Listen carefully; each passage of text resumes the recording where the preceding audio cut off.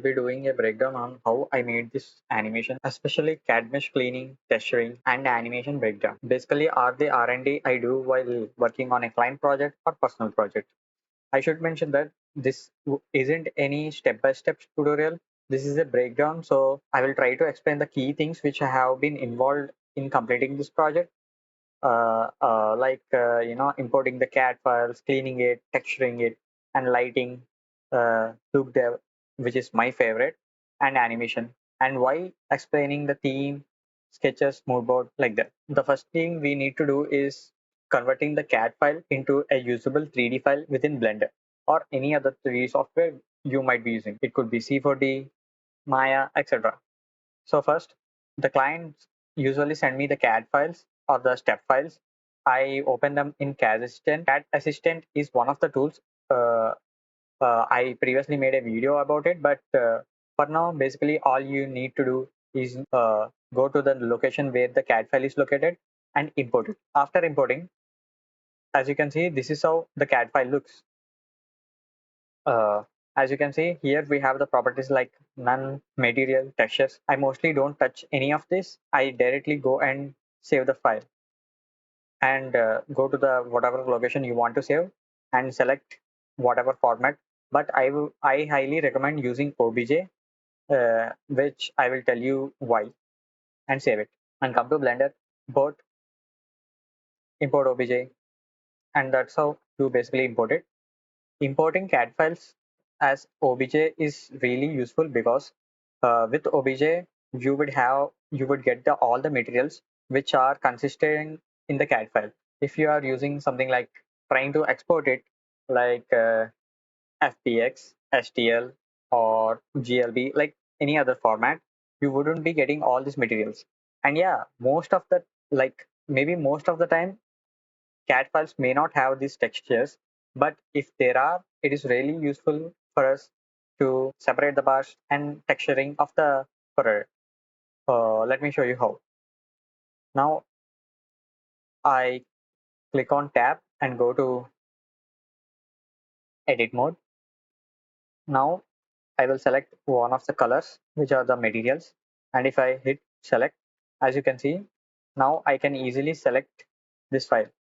And if you are a beginner and you haven't worked with any other CAD file, you might be thinking that using something like a quad remesher or like a remesh modifier from Blender might be useful for this. But the answer is, but it is not possible to do right now because CAD files are very persistent. They are they are very detailed, or they have the the sizes. They wouldn't get the actual shape if you are going to use those modifiers. If it is any sculpt, then it would be useful to using quad remesh or something like that. But in this case of CAD files, it is not. And if I hit L to select the linked mesh, as you can see, the mesh is of all separate parts. And I selected the mesh and I hit Alt S. If I hit Alt S and try to uh, move it, you can see how many parts it has. Like nothing is in a manifold way. A manifold object is something which is combined object. Like if I hit L, this is a manifold, but uh, this all should be combined together. I hope I makes the point I'm making is understandable for you. And if I select it now, and basically one of the things beginners do is they click on M and try to merge the vertices, because as you can see there are like many vertices, like nearly 500,000 vertices. uh, but if you do that,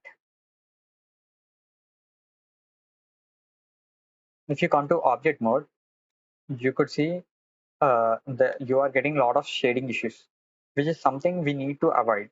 And even if you try to shade smooth or shade auto smooth, none of it works, and they will create more additional problems. It is something which I also like encountered, and I literally like had to do while I was working in a client project for the first time with step files.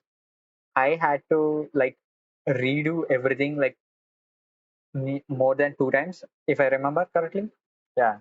So in order for you not to go in that route, let's first select this and hit spacebar, select search for limited dissolve, and select this. I would also encourage you to like make this into quick favorites. I already have it. If I hit Q and limited dissolve, now as you can see, the mesh is much more clean. Of course, it is not perfect, but it is much more better than the previous one. Now, as you can see, we have decreased like 16,000 vertices and also cleaned this one. So in this way, you could eliminate those proxies or like duplicate vertices, or you could also like manually like combine this. But if you select this now and do M by distance, still shading errors occur. So sometimes it works, sometimes it doesn't. So be careful with it. But most of the time, avoid this. Only use the limited result. And you need to do like I need to do like the same steps to every part, every material, and everything here. But as I can't actually share this CAD file with you because it is a client file, but I will be sharing this file with you. The link will be given in the description. So you just go there, and so this also has kind of like same similar issues with it. For example, let us say, yeah, here, as you can see, I tried to like make it non-manifold. So just like how I told here, if you do the same steps, you could make this into a manifold object.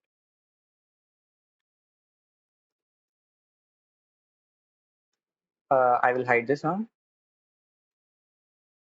One of the main thing you have to remember is that you shouldn't like most of the time you shouldn't be using uh, shade smooth or shade auto smooth, because it will make bring it might solve some problems, but it would bring you more problems than you have imagined. Like literally at some point you have to like make few things like few one of the parts or like few parts of the model by your own, in order to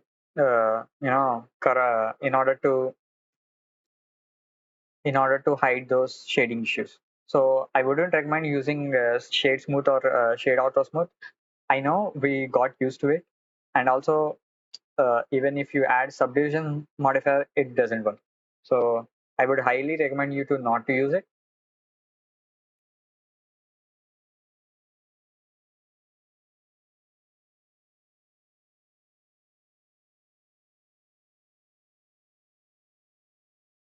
And one of the things you could do is select these parts. Sometimes this method works. So I wanted to like show you it too. And as you can see here, isn't connected how we wanted. So we have to manually tweak this. So there's a gap between them. Here there isn't any gap, but down it is. And let's say by distance, yeah, as this is mostly flat area, we aren't getting any shading issues. So it is one of those ways where you could tweak the things for the mesh. But as you can see, you would sometimes get these shading issues. So be careful with that. But most of the time it works. And you try to practice, and you try to do this with the draft design. Now let's go into the texturing part. I use PureRef, and I got the images from my client. So the brand is Flipblocks. They make synthesizers for kids. Like, yeah, like what you heard is true. They make really cool, they make really friendly and innovative synthesizers for kids, like this one. So this is was our hero product. So I was testing this one, and with the given references, I had to like they provided me with the stickers and also the color scheme what they use for the product. So all I need to do is just copy it, but except at few areas, because if you see, uh, this isn't like a regular button. It is like something like a silicone one. So silicone, something like ultra, what they call electrostatic something. You might have seen these in remote controls. I try to do this in various ways, but none of them actually worked, because sometimes doing it accurately, like a real one, isn't the best way. So I had to take a different route. So for example, if you see, took the buttons and used like projection from view. Of course, not from this view, because this is the animated scene from the previous scene, and projected from the view and made this gradient uh, in Photoshop. And here I brought it so to get this like a glowing effect. But I'm not actually using lights here, because this product was kind of like tricky to do that. So I was using subsurface and this image texture with a mapping node and texture coordinate with the color ramp. So if you could see this, this is how it basically looks. But as we are in the shading viewport, you can't see the subsurface. But if we go to the rendered view, um, yeah, as you can see, like the glow here, and also with some emission to get the blue glow to it. Like it is very subtle for for the scene. And also I'm using very few lights here, but there are actually many lights to light up the scene. We will talk about it later. First, yeah, after that, after the buttons are done, which is the hard part, I need to like texture these uh, handles and like joysticks. And it was very easy to I just took the color from the pure file and copied it with some roughness. And one of the things is that applying these textures. So as we are making different colors for different buttons, it was very easy. So all I needed to do is, navigate where the effect should be. So it wasn't like much I had to do, as you can see the stickers here. So yeah, that's how basically I just have to like use view from like project from view, and added the same color ramp with a multiply node for it, and then into the emission and subsurface. And then again, don't forget to add the mix shader for the decals.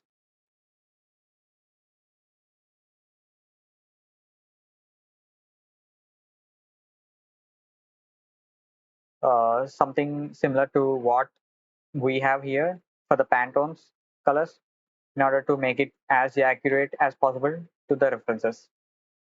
And same goes to the backside and here also. Even this wasn't tricky, because as I previously mentioned, I didn't try to combine everything, but I tried to like make this mesh as less polygons as possible.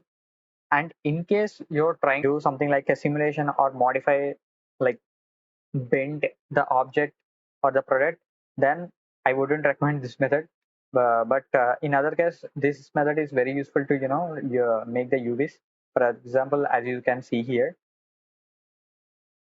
and yeah, so I have a shader node and with the alpha into factor and one the base color of it and to here.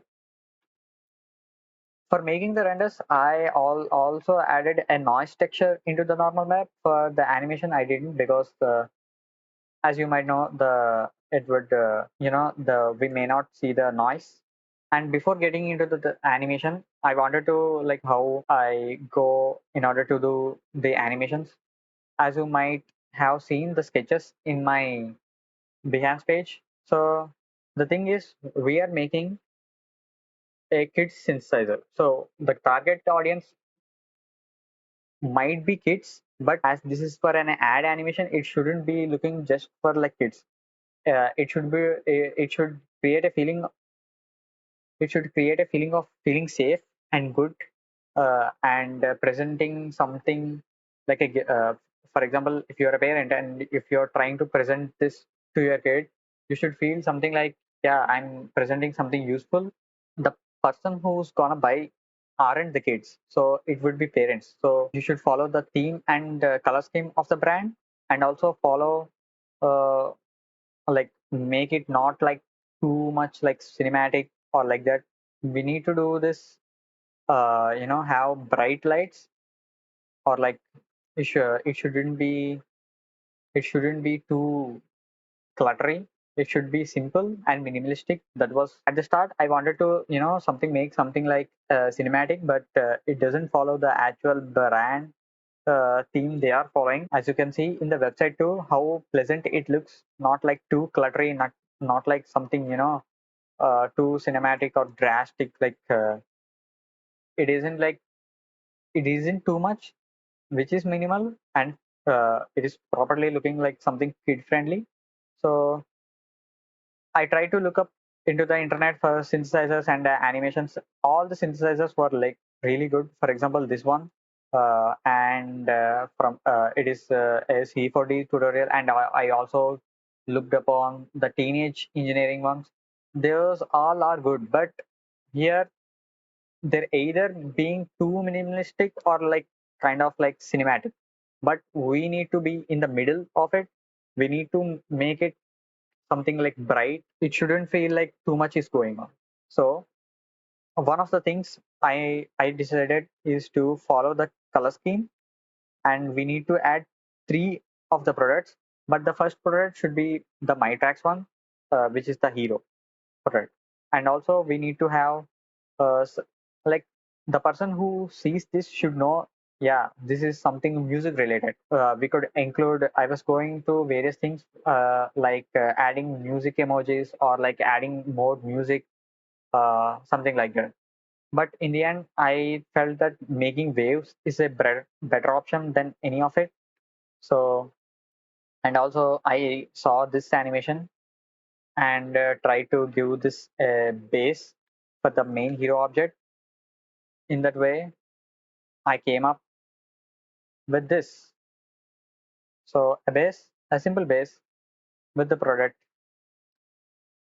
And now for the lighting, give basic environment lighting. I used an HDRI, which is brown photo studio. And now for the lights, let me just make this 0 first.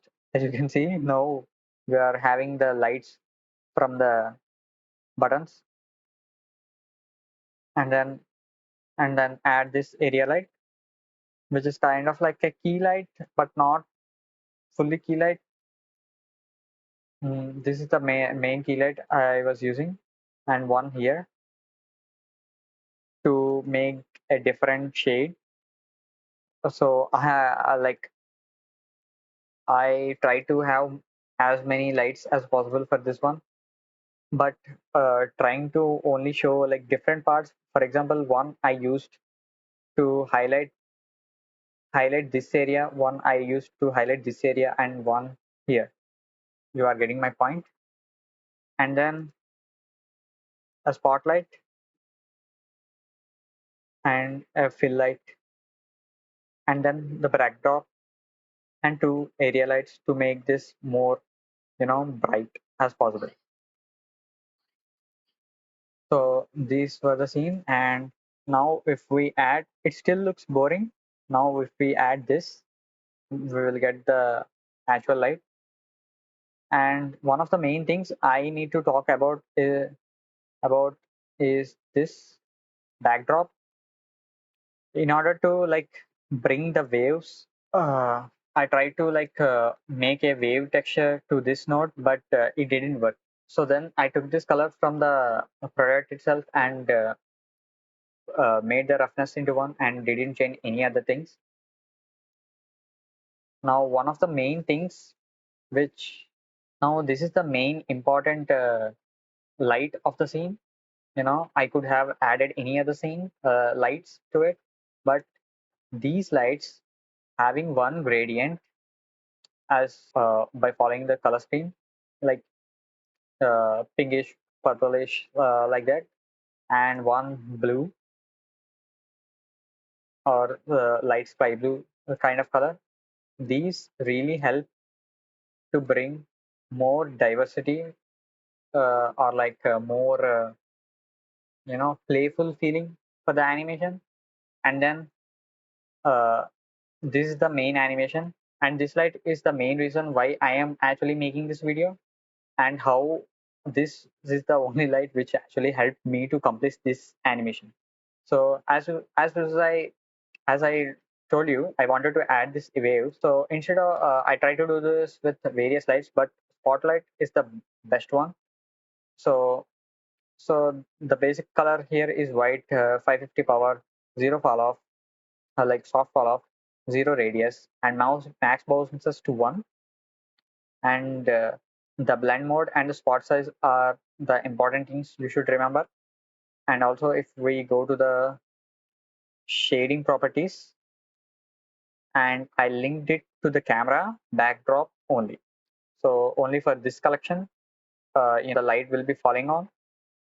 So if you thought that these waves are like something like gobos or like something like this has the light, no. This has the waves, no, but it is all in the spotlight. I took a texture and added a color ramp to it, for example, something like this, and then took the geometry of the object and projected it as a normal of it. So this is something uh, I stumbled upon on Reddit or something, which actually helped me. If I don't do this, like you can see, these are like just straight lines, no waves texture right like that. But if we enable the vector transform into the normals, then we will get this. So it is based on the object incoming, the geometry to incoming, and then here. Uh, if you added something like a direct mapping node here, for example, if I close this one, you can see how it looks. So these are the main reasons why we are getting this. One is the geometry. So you could use various things. By for example, if I use this normal, we are getting this. If we use the true normal, we are also getting this. But incoming is the one which I thought like getting a cool effect at the time, and everything else doesn't work. Only the normal works because that's what we selected here, and then scaled it on the y-axis. Then added another map node to the waves texture. Then using the bands y and sine. And after all this, if we go here, this is how it was looking. So I had to like change few things, like bringing it something like here to make this soft, and then with an emission of 10 we got this light. Isn't that cool? Now if we add these, you can, it is very subtle, but you could see this, right? I will enlarge it. Yeah, I hope you see this. And if I add the stand and the lights, alt H, yeah, now you could see. slight color gradient here, slight gradient here. So uh, this actually represent the waves I wanted. Has all the products. Oh, this is the hero product, and I also had to do other two products too. So this is how I basically made this animation for blip blocks. And if you are interested, I highly recommend you to check their synthesizers. They are like really cool. And this is the render I did. So this is the real one, and this is the 3D render. The animation I did was used for social media ads. And in case you want to like know more about the blip blocks, I would highly recommend you to reach out to them in Instagram and know more about it. And yeah, that's how I completed this project, client project, a literal CAD file to this. It was like really a cool journey. And in case you are interested in more breakdowns of my previous projects, like the AI ring animation, AI ring popping up animation, and also the JBL one, comment in the comment section. And I hope you learned something, and happy blending.